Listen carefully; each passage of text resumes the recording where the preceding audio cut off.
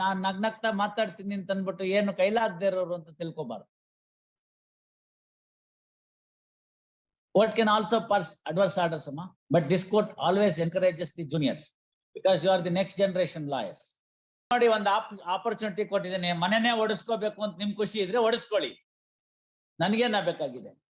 It's not my property. The successful party they will pay that. Encroachment has to pay the commissioner fee ಅಂತ ಬರಿತೀನಿ. ಇಲ್ಲ ಅವ್ರ ತಪ್ಪಾದ್ರೆ ಅವ್ರು ಕೊಡ್ತಾರೆ, ನಿಮ್ ತಪ್ಪಾದ್ರೆ ನೀವು ಕೊಡಿ. ಅವ್ರು ಬಂದು ನೀವು ಅವ್ರ ಕಾಂಪೌಂಡ್ ಇಂದ ಅಳತೆ ಮಾಡ್ಕೊಂಡು ಬಂದಿದ್ದೀರಿ ಇವ್ರ ಜಾಗಕ್ಕೆ. You want to pay him, you pay him, that's all. ನೀವಿಬ್ರು ಸೇರ್ಕೊಂಡು ಅವ್ರಿಗೆ ದುಡ್ಡು ಕೊಡಿ, 5 ಅಡಿಗೆ ಆಗೋಷ್ಟು ಕೊಟ್ರೆ ಮುಗೀತು, ಮ್ಯಾಟ್ರ್ ಅಲ್ಲಿಗೆ ಮುಗಿಯುತ್ತೆ. Why should I? What are you up to? Ready to file ಅಂದ್ರೆ ಫೈಲ್ ಮಾಡಿ, ಬೇಡ ಅಂತ ಹೇಳಿದ್ದಾರಾ? Why? The date was given for today. You don't file it, you lose the opportunity. That's all. No, why should I? That's the, please understand this. Don't repeat the same submissions. Time was granted today. You don't file it, you lose the chance. That's all. Why should I grant one more opportunity? Why should I grant? There is a lateral shift even according to his sketch. If you want to pay him, you pay him. That's all. ನೀವಿಬ್ರು ಸೇರ್ಕೊಂಡು ಅವ್ರಿಗೆ ದುಡ್ಡು ಕೊಡಿ, 5 ಅಡಿಗೆ ಆಗೋಷ್ಟು ಕೊಟ್ರೆ ಮುಗೀತು, matter ಅಲ್ಲಿಗೆ ಮುಗಿಯುತ್ತೆ. ಇಲ್ದಾದ್ರೆ ಬೇಡ, ಆರ್ಡರ್ ಮಾಡೋಣ. ಅವ್ರು ಹಾಕಿರೋ ಸ್ಕೆಚ್ ನೋಡಿದ್ದಾಯ್ತು, ಇವ್ರು ಹಾಕಿರೋ ಸ್ಕೆಚ್ ನೋಡಿದ್ದಾಯ್ತು, ಕಮಿಷನರ್ ಸ್ಕೆಚ್ ನೋಡಿದ್ದಾಯ್ತು. ಇವ್ರದ್ದು as nearer to the as possible to the sale deed ಇದೆ, ಇವ್ರದ್ರಲ್ಲಿ ಇಲ್ಲ. ಇವ್ರದ್ರಲ್ಲಿ as nearer to as the sale deeds bit 1, bit 2, bit 3 ಇದೆ, ಇವ್ರದ್ರಲ್ಲಿ ಇಲ್ಲ. ಪ್ಲೇಂಟಿಫ್ ದ್ರಲ್ಲೇನೆ. Based on his sketch only, I can now decree this suit. Why should I pass it? Now, please have this in mind. Now, time kodi. Yen ಎಲ್ಲಿ ನಿಂತಿದ್ದೀರಿ? Court ಅಲ್ಲಿ ನಿಂತಿದ್ದೀರಿ. Argument ಮಾಡೋದಾದ್ರೆ ಮಾಡಿ, ಇಲ್ದಾದ್ರೆ ಇಲ್ಲ. Pass over is not a right, you see. You have been called upon to argue the matter, argue. Otherwise, I'll start dictation. I have seen his sketch. There's a lateral shift. If he has encroached on you, you have further moved on to his side. That's all. That is visible from the sketch. ಅವ್ರು correct ಆಗಿ ಹಾಕಿದ್ದಾರೆ ಹಿಂಗ್ ಹೋಗಿರೋದನ್ನ. ನಾನು ಅವತ್ತೇನ್ ಹೇಳಿದೆ ಅದೇ ತರ ಅವ್ರ sketch ಬಂದಿದೆ. ಬಟ್ ಆ ಕಡೆಯಿಂದ ದಬ್ಬಿದ್ದಾರೆ. ಇವಾಗ ಒಬ್ರು ಕಳ್ಸಿದ್ರೆ ಅವ್ರದ್ದು ಸೈಟ್ ಮೆಷರ್ಮೆಂಟ್ಗೂ ಅವ್ರಿರೋ ಜಾಗಕ್ಕೂ ಜಾಸ್ತಿ ಇದಾರೆ ಅವರು. ಇವಾಗ ಒಬ್ರನ್ನ ಕಳ್ಸಿದ್ರೆ ಅದು ಬರುತ್ತೆ. 1 ಲಕ್ಷ ರೂಪಾಯಿ ಫೀಸ್ ಫಿಕ್ಸ್ ಮಾಡ್ತೀನಿ, ಅವ್ರ ಸೇಲ್ ಡೀಟ್ ಪ್ರಕಾರ ಮೆಷರ್ಮೆಂಟ್ ಚೆಕ್ ಮಾಡಿಸ್ತೀನಿ. ಜಾಸ್ತಿ ಇದ್ರೆ ಅವ್ರು ದುಡ್ಡು ಕೊಡ್ತಾರೆ, ಕಡಿಮೆ ಇದ್ರೆ ಇವ್ರು ದುಡ್ಡು ಕೊಡ್ತಾರೆ. ಆಗ್ಬೋದಾ? I'll fix the fee at 1 lakh of rupees. Then you will understand the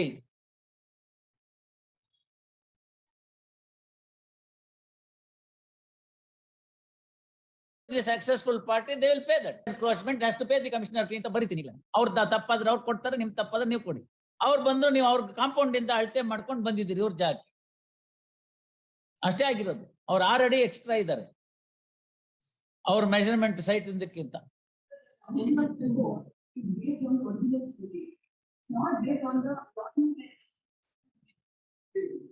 So that's all your argument. Dictation. You are arguing, no? You are arguing, no? That's all your argument, no? I'll take it.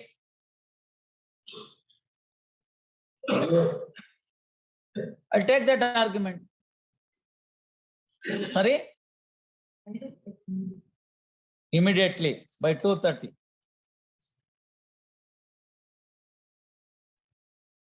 ಎಲ್ಲ ನಿಂತೋಗ್ಬಿಡ್ಬೇಕು. ಇಂಥದೆಲ್ಲ ಒಂದ್ time ಕೇಳಕ್ ಕೊಡ್ತಾರೆ. ಈ attitude ನಿಂತೋಗ್ಬಿಡ್ಬೇಕು.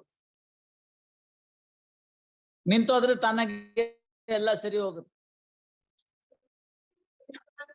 Appeal is of the year 2007. 15 years have elapsed. This exercise should have been carried out 15 years earlier.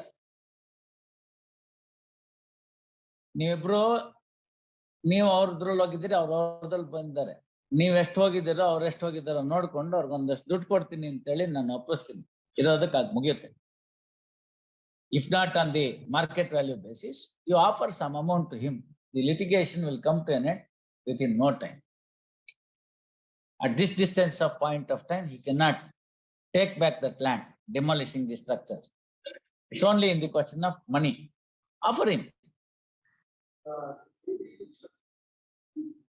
ನೀವು ನೋಡಿ ಒಂದು opportunity ಕೊಟ್ಟಿದ್ದೇನೆ, ಮನೆನೇ ಓಡಿಸ್ಕೋಬೇಕು ಅಂತ ನಿಮ್ ಖುಷಿ ಇದ್ರೆ ಓಡಿಸ್ಕೊಳ್ಳಿ, ನನ್ಗೇನ ಬೇಕಾಗಿದೆ. It's not my property.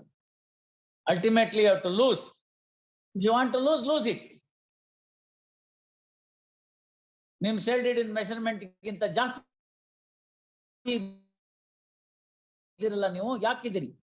It is not your case that somebody else on my further northern side has encroached upon my property. No. You went there, some vacant land was there, you occupied it. As a result, nim compound inda iವ್ರು ತಗೊಂಡ್ರು ಅಳ್ತೆ ಹಿಡಿಯುವಾಗ. ಇವ್ರು ತಗೊಳ್ಳುವಾಗ ಇವ್ರು ನೋಡ್ಬೇಕಾಗಿತ್ತಲ್ಲ ನಂದೆಲ್ಲಿದೆ ಅಂತ. ಇದುವರೆಗೆ ತನಕ ಇಷ್ಟೆಲ್ಲ ಗೊತ್ತಾದ್ರೂ ಕೂಡ ಏನ್ ಆಕ್ಷನ್ ನಿಮ್ಮೇಲೆ ಅವ್ರು ತಗೊಳ್ಳಿಲ್ವ? ಕಮಿಷನರ್ ನ ಕ್ಲಾಸ್ ಎಕ್ಸಾಮಿನೇಷನ್ ಮಾಡಿದ್ರಲ್ಲ, ನಾನು ಸ್ಕೆಚ್ ನೋಡಿದ್ದೀನಲ್ಲ, ಅದಕ್ಕೆ ಅವ್ರಿಗೊಂದು ಪ್ರಶ್ನೆ ಕೇಳಿದೆ, ಇದೇನ್ ಹಿಂಗ್ ಕೊಟ್ಟಿದ್ದೀರಲ್ಲ? ಈ ಅಗ್ರೀಡ್. ಇಲ್ಲ ಸರ್, ಅದು ಸೇಲ್ಡೆಡ್ ಹಾಕ್ ಮುಂಚೆ ಬಿಟ್ ಬೈ ಬಿಟ್ ಸೇಲ್ಡೆಡ್ ಹಾಕ್ ಮುಂಚೆ ತೆಗ್ದಿದ್ measurement. May be to some extent ಹಿಂಗ್ ಕೋಚ್ ಆಗಿ ಹೋಗಿರೋದ್ರಿಂದ, not to the extent that as the commissioner reported encroachment ಆಗಲ್ಲ, ಬಟ್ ಮೇಜರ್ ಪೋರ್ಷನ್ ಎನ್ಕ್ರೋಚ್ಮೆಂಟ್ ಆಗುತ್ತೆ. If not to the exact measurement in the rectangle form, there will be an encroach in a quadrilateral forum by you. That is why BDA what it did, ಇರೋದೇನಾರು ಇತ್ಕೊಂಡು ಹೋಗ್ಬಿಡ್ಲಿ, acquisition ಆಗಿದ್ದಾಗೋಗ್ಬಿಡ್ಲಿ, road cross ಆಗಿ ಹೋಗಿಲ್ಲ, ಏನು ಮಾಡಕ್ ಬರಲ್ಲ, ಅಲ್ಲಿಂದ ತೆಗೆದುಕೋಬೇಕು, ಉಳಿದಿರೋ ಲ್ಯಾಂಡ್ ನಿಂಗೆ ಕೊಡ್ತೀನಿ ಅಂತ. ಅದು ಅಡ್ಜಸ್ಟ್ಮೆಂಟ್ ಲ್ಯಾಂಡ್ ಗ್ರಾಂಟ್, ಅದೇನ್ ಪಕ್ಕಾ ಗ್ರಾಂಟ್ ಅಲ್ಲ. ಯಾರು ಹಿಂಗೇನ್ ಬಿಟ್ ಬೈ ಬಿಟ್ ಅಂತ ಸೇಲ್ಡ್ ಮಾಡ್ಕೊಂಡು ಹೋಗಿ ಯಾರನ್ನೋ ಅವ್ರನ್ನೆಲ್ಲ ಹೇಳಿ ಕೇಳಿ ಮಾಡಿ ನಮ್ದು ಇರೋದನ್ನೇ ಕೊಡಿ ಪರವಾಗಿಲ್ಲ ಏನೋ ಮಾಡ್ಕೋತೀವಿ. That's why I asked him, this is not the true depiction of the as per your sale deed. That's true ಅಂತ ಆದ್ಮೇಲೆ ದುಡ್ಡು ಇಸ್ಕೊಳ್ಳಿ Prakash. Make an offer to him. Give an offer to him. ಇಷ್ಟು ಕೊಟ್ಬಿಡಿ ನಾವು ಮುಗಿಸ್ಕೋತೀವಿ ಅಂತ. By piece, not in piece. All right. Once and for all. ಏನೋ ಒಂದು ಆಫರ್ ಮಾಡ್ತಾರೆ, ನೀವು ಒಂದು ಆಫರ್ ಮಾಡಿ ಕೂತ್ಕೊಳ್ಳಿ, ಮಾತಾಡಿ. ಹಳೇ ಲಿಟಿಗೇಷನ್ ಮುಗಿಯುತ್ತೆ. ಇಬ್ರು ಮನೆ ಕಟ್ಕೊಂಡ್ಬಿಟ್ಟಿದ್ರು, ಈಗ ನಿಮ್ ಮನೆ ಹೊಡೆದೇನು ಉಪಯೋಗ? ಅವ್ರೇನೋ ಮಾಡ್ಕೋತಾರೆ, ಆ ದುಡ್ಡಲ್ಲಿ ತಗೊಂಡು ಏನೋ ಇರೋದ್ರಲ್ಲಿ ಬೆಸ್ಟ್ ಆರ್ಕಿಟೆಕ್ಚರ್ ಯಾರಿದಾರೋ ಅವ್ರನ್ನ ಹಿಡಿದು ಏನೋ ಒಂಚೂರು ಮಾಡ್ತಾರೆ, ಅಥವಾ ಕೆಳಗಡೆಗೆ ಆ ಕಡೆಗೆ ಹೋಗಕ್ಕೆ ಆಗಲ್ಲ ಅನ್ನೋದನ್ನ ಭಾಗನ ನಿಮ್ಗೆ ಕೊಟ್ಬಿಡ್ತಾರೆ. Even that can be explored. ನಿಮ್ ಹಿತ್ಲಿಗೆ ಏನ್ ಬಂದಿದೆ ಮಾರ್ಜಿನ್ ಲ್ಯಾಂಡ್ ಅವ್ರದ್ದು ಉಳ್ಕೊಂಡಿರೋದು, ಸೈಡ್ಗೆನೆ ಸೈಡೇ ಇಟ್ಕೊಳ್ಳಿಪ್ಪ. ನೀವು ಅಲ್ಲಿ ಹೋಗಿ ಏನ್ ಕಟ್ತೀರಾ? ಕೀ ಕಟ್ಟಕ್ಕಾಗತ್ತಾ? ನೀವು ಯೋಚನೆ ಮಾಡ್ಬೇಕಲ್ವಾ? See one portion goes like this. That is what. ಅದನ್ನ ನೀವು ಕಮಿಷನರ್ ಸ್ಕೆಚ್ ನ ಹಿಂಗಿರೋದನ್ನ ಹಿಂಗಿಟ್ಕೊಂಡ್ಬಿಟ್ರೆ ಅದು ತೋರಿಸುತ್ತದೆ. ಈ ಕಡೆ ಅಗ್ಲ ಜಾಸ್ತಿ ಇದೆ, ಈ ಕಡೆ ಮೂಗ್ ಹೋಗ್ತಾ ಕೊನಿಕಲ್ ಶೇಪ್ ಆಗುತ್ತೆ. That is what I did when I asked the records. ಎಲ್ಲೋ ಪೋರ್ಷನ್ ಏನ್ ತೋರಿಸಿದಾನೆ, that is the one portion that is in the encroach, not in the rectangle form. ಅದಕ್ಕೆ ಹೇಳಿದೆ ಅವ್ರದ್ದು ಸಮ್ವಾಟ್ ರಿಯಾಲಿಟಿಗೆ ಇರೋ ಸ್ಕೆಚ್ ಇದೆ ಅಂತ. ಅವ್ರ ಸ್ಕೆಚ್ ನೋಡಿದ್ರು ಕೂಡ ಲ್ಯಾಟ್ರಲ್ ಶಿಫ್ಟ್ ಆಗೋಗ್ಬಿಟ್ಟಿದೆ ಆ ಕಡೆಯಿಂದ. ಅವ್ರು ಹೇಳ್ಬೇಕಾಗಿತ್ತೇನೋ ಸಾಕ್ಷಿ, ನಂದು ಈ ಕಡೆಗೆ ಇನ್ನೂ ಹಿಂದಕ್ಕಿತ್ತು ಅಂತ ಹೇಳಕ್ ಅವ್ರು ಆತರ ಪ್ಲೀನೇ ತಗೊಂಡಿಲ್ಲ, ನಾನೇನು ಮಾಡಿಲ್ಲ ಅಂತ ತೆಗೆದುಕೊಂಡಿದ್ದಾರೆ. ಅವ್ರು ಶಿಫ್ಟ್ ಆದ್ರೆ ಇವ್ರು ಅವರಿಂದ ಫರ್ದರ್ ಶಿಫ್ಟ್ ಆಗಿದ್ದಾರೆ. ಏನಿಲ್ಲ, ನನಗೆ ನನ್ನ ಉತ್ತರಕ್ಕಿರೋ ಯಾರ್ದು ಜಾಗ, ಆ ಕಾಂಪೌಂಡ್ ಇಂದ ನನ್ನ ಮೆಷರ್ಮೆಂಟ್ ನನ್ನ 40 ಅಡಿನೋ ಏನೋ ಹೇಳ್ಕೊಂಡ್ಬಿಡ್ತೀನಿ ಅಂತ ಅಳಿದಿದ್ದಾರೆ. ಆಕ್ಚುಲಿ 6 ಅಡಿ ಅಲ್ಲಿತ್ತು ಅಂತ ಅನ್ನೋದು ಗೊತ್ತಾಗ್ತಾ ಇಲ್ಲ ಅವ್ರಿಗೆ. ಅಲ್ಲಿಂದ ಅಳಿಬೇಕಲ್ಲ 6 ಅಡಿ ಬಿಟ್ಟು. ಅವ್ರ ಮೇಲೆ ಏನು ಮಾಡಕ್ ಹೋಗಿಲ್ಲ. ಶಾಬಾದಿ ಮಟ್ರು ಇವರ ಲ್ಯಾಂಡ್ ನ ಕಾಂಪೌಂಡ್ ಇಂದ ಅಳಿದಿದ್ದಾರೆ, ಅಲ್ಲಿಗೆ ಪ್ರಾಬ್ಲಮ್ ಆಗಿದೆ ಅದು. So ultimately that came on you. When it came on you, it did not come in the form of a rectangle shifting. It came in an a very ಕೋಚ್ ಆಗಿ ಬಂದಿದೆ. That is how I set ಹಿಂಗಾಗಿದೆ ಅದು encroachment. ಅದಕ್ಕೆ ನಿಜ square feet ಎಷ್ಟಾಗುತ್ತೆ ನೋಡಿ ಮಾತಾಡ್ಕೊಳ್ಳಿ. ನೀವು ಅಷ್ಟೇ ನಿಮ್ ಮೆಜರ್ಮೆಂಟ್ ಅನ್ನ ಕೊಡುವಾಗ on the northern side sale deed ಪ್ರಕಾರ ಕೊಡ್ಲಿಲ್ಲ ನೀವು. You gave a different measurement after the sale deed has taken place. What to do? So ಅದಕ್ಕೆ ಮಾತಾಡಿ ಅವ್ರ ಜೊತೆ ಕೂತ್ಕೊಂಡು 2.5 ಸ್ಕೆಚ್ ಹಾಕ್ಲಿ. In the meantime you talk to them. give an offer, put an end. ಇವತ್ ಮಾತಾಡಿ ಅವ್ರ sketch ಹಾಕ್ಲಿ ಅಮ್ಮ, ಗೊತ್ತಾಯ್ತಲ್ಲ. ಇದು ಒಂದ್ ಭಾವನೆ ಬಂದ್ಬಿಡ್ಬಾರ್ದು, ಕೇಳಿದ್ರೆ ಕೊಡ್ತಾರೆ ಸಾಹೇಬ್ರು ಅಂತ, ಆ ಭಾವನೆ ಇರಬಾರ್ದು. ಇಲ್ಲ ಅಂತ ಒಂದ್ಸತಿ ಡಿನೇ ಆಯ್ತು ಅಂದ್ರೆ ಅವಾಗ ಗೊತ್ತಾಗುತ್ತೆ. ಓ ನಾನ್ ನಗ್ನಗ್ತಾ ಮಾತಾಡ್ತೀನಿ ಅಂತ ಅಂದ್ಬಿಟ್ಟು ಏನು ಕೈಲಾಗದೆ ಇರೋರು ಅಂತ ತಿಳ್ಕೊಬಾರ್ದು. Court can also pass adverse orders, but this court always encourages the juniors because you are the next generation lawyers. So ಏನಾದ್ರು ನಿಮ್ ಸೀನಿಯರ್ ಕೇಳಿದ್ರೆ ಬೇಕಾದ್ರೆ I could be little more harsher, but not for you. ಕೇಳಿದ ತಕ್ಷಣ time ಕೊಡೋದು, ಆಮೇಲೆ ಯಾವ್ದೋ ಒಂದ್ ಪಾಯಿಂಟ್ ಇದೆ ಇಷ್ಟೇ ಇರೋದು ಇದ್ರಲ್ಲಿ ಇಂತ ಒಂಚೂರು ಓದ್ಕೊಂಡ್ ಬಂದಿರೋದನ್ನೇ ಗಿನಿ ಪಾಠ ಹೇಳ್ದಂಗ ಅದನ್ನೇ ಟಪ ಟಪ ಅಂತ ಹೇಳ್ತಿರೋದು. ನಾಟ್ 4 ಸತಿ ಹೇಳಿದ್ರಿ ಅದೇ ಪಾಯಿಂಟ್. ಏನ್ ಮಾಡ್ಬೇಕು ತಗೊಂಡು? Is the court not aware of the different measurements in the sale deed? Court is aware of it. Therefore, it is asking both the sides to come out with. ನೀವೇನಾದ್ರು contribute ಮಾಡೋದಾದ್ರೆ ಅವ್ರ ಜೊತೆಗೆ ನೀವು ಒಂಚೂರು contribute ಮಾಡಿ by piece.